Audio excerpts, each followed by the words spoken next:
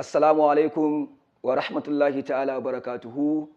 ‘Yan uwa ɗalibai da masu kallo da saurare, kamar yadda kuke gani, ni ne ɗan albarka GGY mai gabatar da karatun Alƙur'ani a social media, wanda a tare da ni akwai Malam Tahir Muhammad Mukhtar da Malam Umar Ibrahim Said Giginyu, dukkanin su ‘yan Giginyu ne, tare da su muke wannan ɗawainiya. Kuma yanzu insha Allah ta'ala kamar yadda kuke ga za mu ci gaba da karatunmu na Alƙur'ani mai girma. Za mu tashi a suratul Qadr, ma'ana inna anzalnahu fi lailatul qadr. Insha Allah ɗalibai sai a yi shiri, sai a buɗe wannan sura a duba a gani, kuma in Allah ya dadi inda dai ɗalibi ya ga cewar bai dan gama gogewa ba sai ya tambaya, sai a ɗora shi akan hanyar da ake ta daidai insha Allah ta'ala. أعوذ بالله من الشيطان الرجيم. بسم الله الرحمن الرحيم. إنا أنزلناه في ليلة القدر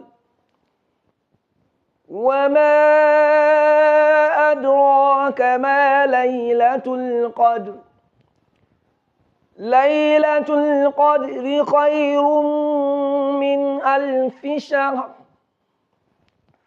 تنزل الملائكة والروح فيها بإذن ربهم من كل أمر. سلام هي حتى مطلع الفجر. الحمد لله.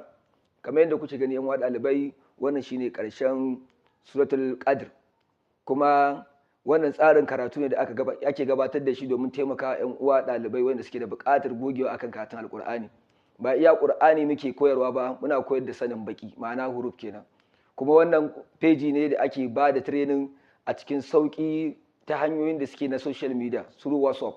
Akwai wani number waya da za ka yi ɗauka a cikin fejin mu na profile na TikTok da YouTube. In ka ɗauka za ka yi magana ne ta WhatsApp, sai a maka rajista, daga nan kuma sai a ɗora ka akan tsarin da yake daidai da inda kake a karatun Alƙur'ani. Kuma insha Allah ta'ala da yawa ƴan uwa tambayar cewar daga ina muke ko ƴan ina ne mu.